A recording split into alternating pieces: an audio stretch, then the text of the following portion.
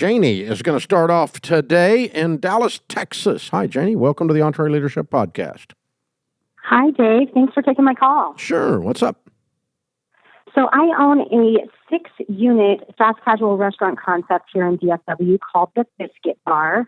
And we just had our 5th birthday. We have about 145 employees. And of course, it's very important to us that we have a personal development program available to them. But we're really running into 3 big roadblocks with this. First, we have, employees who have master's degrees and employees who are at like a 3rd grade reading level, and then everything in between. So finding something that's going to help everyone across that scope is difficult.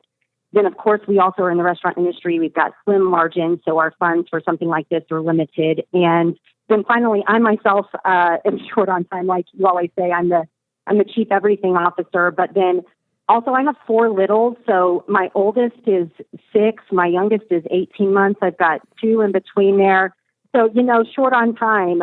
So what kind of advice would you have for me in creating a program like that, given those types of constraints? What do you hope to gain by doing a personal development program? What does winning look like? I would say one side I would have is a business objective, and then the other would be maybe a personal objective. So on the business side, we have currently in the field 18, we hired a new one today, 18 salaried managers, and of that, 14 of them were hired as hourly employees. So on the one hand, it's definitely much better for us to develop people on the personal side and the professional side. How did you do that? Hiring. We really have just trained them hands-on. We have an LMS platform, a learning management system platform. We put a lot of content on there as well. And then, of course, I do have some really, key generals that are really great at developing people also. So, together we've kind of raised up some people in the trenches. But then we also have people who want to grow as a person, but they're not necessarily wanting to grow in leadership, which means more responsibility. So I want to impart them maybe a new mindset or ability to broaden their mind so that if and whenever they do leave us, they can look back and say, wow, I learned some things there that impacted me as a person and put me on a different path in life. Gotcha. Okay. Well, I'm not sure I've got all the answers, but it sounds like you're trying to do too many universal things instead of bifurcating this and splitting it up. So I would have... That's a good point. Yeah, I would have a 100 level, 200 level, 300 level, 400 level, like you're going to college, okay? So if you're a freshman, you're someone working in the business, not in leadership. You don't aspire to leadership. Maybe your 3rd grade reading level, what you said, that kind of stuff. So, we might have you start there with life skill stuff. I mean, we might have some marriage curriculum. You might have the Ramsey financial curriculum in there. You might have, other relationship tools. Let them take personality tests and figure out who they are and how to, communication skills, character training, those kinds of soft skill type things that enhance their personal lives. And then maybe 200 level. I'm making this up on the spot, so it may not be right. Okay, but but we do not train people for leadership unless they ask to be. Yes. They have to raise their hands. They have to raise their hand and say, I want to be in that. Now, you don't have to be in leadership, or we don't even have to believe around Ramsey that you're going to be in leadership, but we have EntreLeadership classes here at 7 o'clock in the morning on Wednesday or Tuesday mornings with free donuts or whatever. And sometimes it's a live teacher, sometimes it's me, sometimes it's one of our other leaders, and we're talking about leadership skills at that point. Difficult conversations, hiring and firing, all those kinds of things. And if you want to be a leader at Ramsey, you're going to have our set of looking at those things. You're going to have to know how to do that the Ramsey way. And so you're going to have to go through that type of stuff or somehow get that material into your brain. And so, that's an elective. It's obviously volunteer. It's obviously before work starts.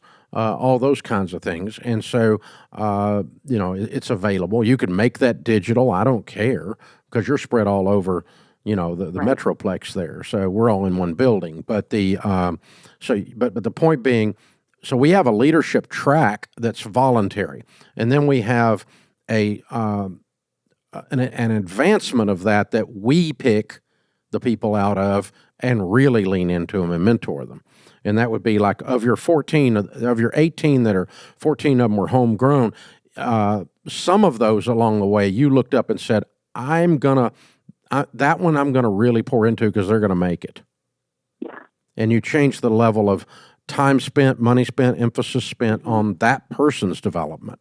And so because they not only raised their hands, but they were also demonstrating huge potential and other reasons. It wasn't random, so that's at least 3 different buckets right there that I'm thinking of. More of a general leadership thing, a life skills thing, and then the advanced leadership thing that involves some very hands-on, very, very intentional mentoring, more one-on-one stuff than, quote, classroom material, and spreading it out that way. The other thing that goes with your world that doesn't go with our world is high turnover. Yes. What restaurant business is 300% typically. I've got a friend that owns about 20 restaurants, and he's got his down to 125%. That blows my mind. Mine is less than 20%. And it used to be less than 10 before all these changes in the marketplace, right? So I can't get my head around 300% turnover, but that's part of your world too. So those people are going to get that life skills modules, and that's probably all they're going to get to. Or they might get started in some of the early stages of the leadership modules, and then they move on. And they take the blessing that you have been with them, and that's fine. And, the classic in your world that most people recognize is a teenager that works at Chick-fil-A gets a lot more than money working there, the training and the quality of people. And when you come out of that, you're a different person having worked there as 16, 17, 18 years old. But very few 17-year-olds start at Chick-fil-A with the intent of being there when they're 37. So it's what Chick-fil-A could pour into them while they're there that you're looking at. So, yeah, I think you break it up into it might be more than 3 modules. It might be 6. I don't know. But think about each of the different groups and quit trying to be, okay, one thing covers all these different things, because it doesn't. It won't work. And I would go a complete, and in a sense, that's what we've done here. We have a 100, a 200, a 300, a 400 level of different things that we're doing. And some of them are very soft skill oriented at the early stages, because there's a lot of people haven't learned soft skills in our culture today. This is the EntreLeadership Podcast. I'm your host, Dave Ramsey.